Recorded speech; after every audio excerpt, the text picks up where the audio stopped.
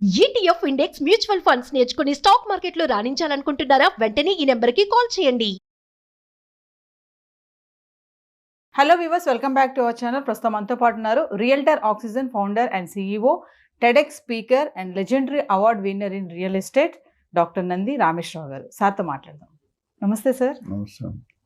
Sir, Trump తీసుకున్న నిర్ణయాలు మన వాళ్ళనే కాకుండా అటు అమెరికన్స్ని కూడా భయభ్రాంతికి గురి చేస్తున్నాయి. రీసెంట్గా చూసుకుంటే సోషల్ మీడియాలో వైరల్ అవుతున్నాయి. హౌస్ ఫర్ సేల్, రెంట్ అని చెప్పేసి, అంటే అక్కడ ఉన్నటువంటి రియల్ ఎస్టేట్ కూడా ఒక పక్కన కుదేలు పడుతుంది అనేది కూడా చెప్పుకోవచ్చు. ఇల్లులు కూడా అమ్మేసుకుని అక్కడ వాళ్ళు అన్ని మూట సర్దుకుని కూడా వెళ్ళిపోతున్నారంట అమెరికన్స్. అవును. ఎందుకంటారు ఇదంతా? ఒకటే ట్రంప్ ట్రంప్ ట్రంప్, ఇంకే రీజన్ లేదు. Second place Elon Musk.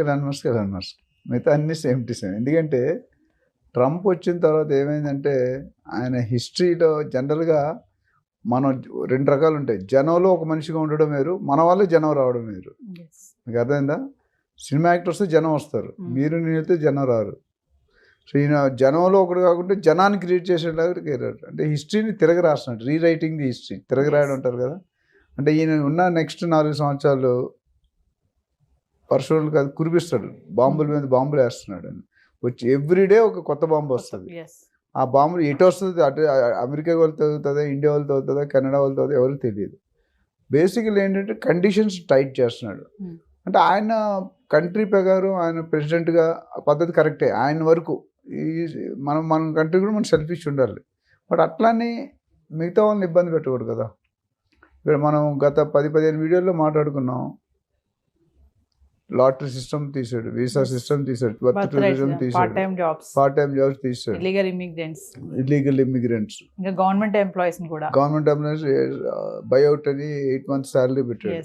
ఇంకా వాళ్ళకి అన్ని పక్కల క్లోజ్ చేస్తే దారిలో ఉన్న ఒకటే దారి ఎగ్జిట్ అవ్వడం. ఓడిపోయే కంటే వసలిపోతేనేమని మా నాన్నమ్మ గారు డైలాగ్ చెప్పారు. వాటితో తిట్లు తిని వదిలి ఇంకోటి ఏదైనా పర్మనెంట్ జాబ్ చేసుకుంటే బెటర్ అనేది. మెయిన్లీ ఏంటంటే ఎవరైతే ఒక 15-20 years బ్యాక్ వెళ్ళిపోయారో వాళ్ళకి ఇబ్బంది లేదు.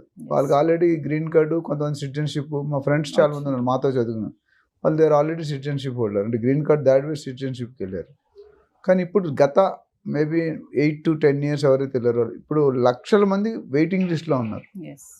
మేబీ టువర్డ్స్ 80-100 lakhs మంది వెయిటింగ్లో ఉన్నారు. ఇలా అందరికి ఇవ్వాలంటే ఎప్పుడు వస్తుంది? దాన్ని తగ్గిస్తున్నారు అంటే. ఇప్పుడు ఎందుకంటే బర్డెన్ తగ్గించుకోవాలి.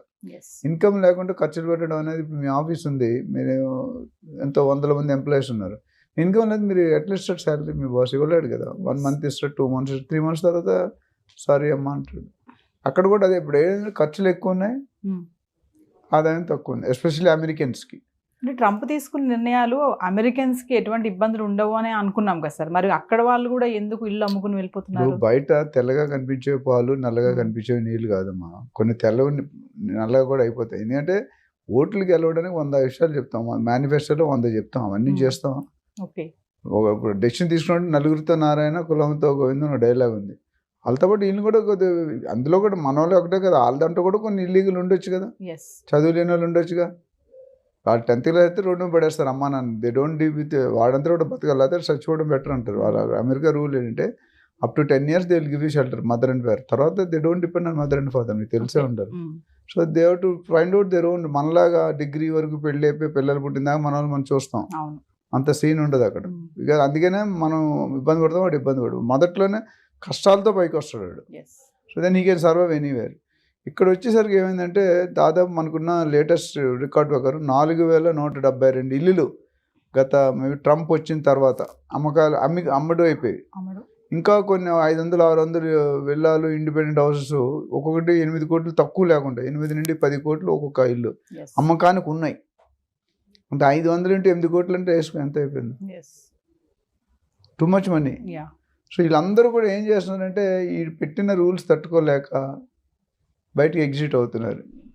ఫెడరల్ అంటే గవర్నమెంట్ ఎంప్లాయీస్ కూడా లాస్ట్ టైం మనం మాట్లాడాం 1 month బ్యాక్ అని రావగానే వితిన్ జనవరిలో ఫిబ్రవరిలోనే పెట్టాడు అన్ని రూల్స్ అన్ని. 45,000 మంది ఇమీడియట్ గా తీసేసి మీరు 8 నెలలు జీతం ఇస్తాం శాలరీ అని చెప్పి బయటికి వెళ్ళిపోయినా. అందులో కొంతమంది ఆప్ట్ చేశారు, ఇంకా కొంతమంది ఆప్ట్ చేస్తే వాళ్ళు ఇంకేదో ఇంకో బోనస్ పెంచి 10 నెలలు అంటాడు ఫ్యూచర్లో. అంటే సార్ ఇప్పుడు ఈ వలసలకు కూడా కారణము ఎలాన్ మస్క్ అని అంటున్నారు, డోజ్ అని అంటున్నారు. దీన్ని ఎలా చూడొచ్చు అంటారు? ఎలాన్ మస్క్ అనేది ఒక పెద్ద మిస్టరీ అమ్మ. ఎందుకంటే ఎలాన్ మస్క్ వల్ల గెలిచాడు ట్రంప్ గారు. ట్రంప్ ఎలాన్ మస్క్ అయితే ట్రంప్ మేబీ గెలుపు అనేది చాలా టైట్ అయిపోయింది.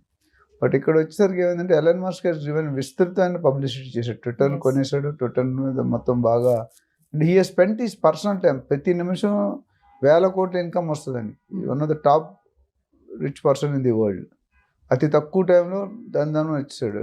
టెస్లా కానీ, స్పేస్ ఎక్స్ కానీ, అండ్ రాకెట్ అవన్నీ పెడుతున్న కంపెనీలు.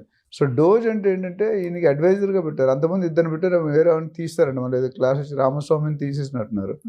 Only department of government efficiency అంటే గవర్నమెంట్ పనితీరుని అబ్జర్వ్ చేయమని పెట్టాడు. మనకి మన ఇండియన్ గవర్నమెంట్ పొలిటికల్ అబ్జర్వర్స్ అని ఉంటారు. కాంగ్రెస్కి వేరు, బీజేపీ వేరు, అట్లా. అలాగే అక్కడ మొత్తం అమెరికన్ కంట్రీకి ఈయన అబ్జర్వర్గా పెట్టాడు. అంటే ఎక్కడైతే తప్పులు జరుగుతుందో అక్కడ పిక్ అండ్ చూస్ అండ్ పంపించడం. అందులో ఈయన ఎక్స్పర్ట్. ఇప్పుడు 80% ఈయన డెసిషన్, బయటగా ఆయన డెసిషన్ సంతకం పెట్టినా decision is initiated by Elon Musk. So ఒకటి ఏంటంటే ఒక విధంగా మంచిదే, ఎందుకంటే ఈవెన్ ఇండియా వాళ్ళు అవ్వచ్చు, they should not go illegally. అది ఎప్పటికైనా మన కంట్రీ మీద కూడా బ్యాడ్ నేమ్ వస్తుంది. లక్కీగా మనకి అంత ఎక్కువ మంది లేరు. మెక్సికో, జపాన్, చైనా అవి చూస్తే మనం పనామా ఇవన్నీ మనం చాలా బెటర్. బట్ అది కూడా చేయకూడదు. దానివల్ల మొత్తం దేశానికి చెడ్డ పేరు వస్తుంది. ఇప్పుడు వచ్చిన వాళ్ళు ఎంతమంది అంటే ఇప్పుడు ఎంతమంది ఉన్నారు? 54 లక్షలు ఇండియన్స్ ఉన్నారు రఫ్గా. అందులో 18 లక్షలు ఇల్లీగల్, 3 లక్షలు స్టూడెంట్ వీసాస్, అంటే 15 లక్షల మంది ఇల్లీగల్. ఇప్పుడు వీళ్ళందరూ పైకి వస్తారు ఇవాళ కాదు ఈ 5 సంవత్సరాల్లో ఈయన మోర్ దెన్ 50% అయితే ఖాళీ చేస్తాడు. అంటే ఇప్పుడు అమెరికాలో రియల్ ఎస్టేట్ చాలా డౌన్ఫాల్ ఉంది అంటే ఏం చెప్తారు సార్? ఇప్పుడు డౌన్ఫాల్ ఉంది ఎందుకంటే now it is sellers market. అంటే బయర్స్ కొనేటట్లేరు. అందరూ అదే స్టేజ్లో ఉన్నారు. ఇల్లు ఉన్నాడు, ఇల్లు అన్నాడు అదే స్టేజ్లో ఉన్నారు. ఇల్లు అన్నాడు ప్రాబ్లం లేదు, రెంట్ ఖాళీ చేయరు. ఉన్నాడు మరి ఇటు వెళ్ళిపోతే ఇల్లుకి రెంట్ ఎవరు ఇస్తారు? జనాలు వెళ్ళిపోయే ట్రెండ్లో ఉన్నారు.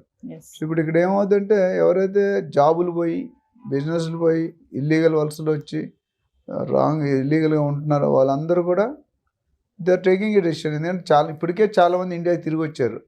వాళ్ళందరూ కూడా ఇక్కడ రియల్ ఎస్టేట్ వైపు చూస్తున్నారు. అది పెద్ద జోక్ ఏంటంటే సాఫ్ట్వేర్ జాబులు అన్నీ లేవు అని లక్షలు ఎక్కడున్నాయి మన దగ్గర. ఇప్పుడు ఉన్న వాళ్ళనే లాస్ట్ కరోనా దగ్గర నుండి ఇంటేక్ పడిపోయింది. అట్లనే వర్క్ ఫ్రమ్ హోమ్ ఆప్షన్ తీస్తారు. అందులో కూడా నేను విన్నది ఏంటంటే వర్క్ ఫ్రమ్ హోమ్ ఆప్షన్లో దే ఆర్ అంటే డూయింగ్ 2-3 జాబ్స్.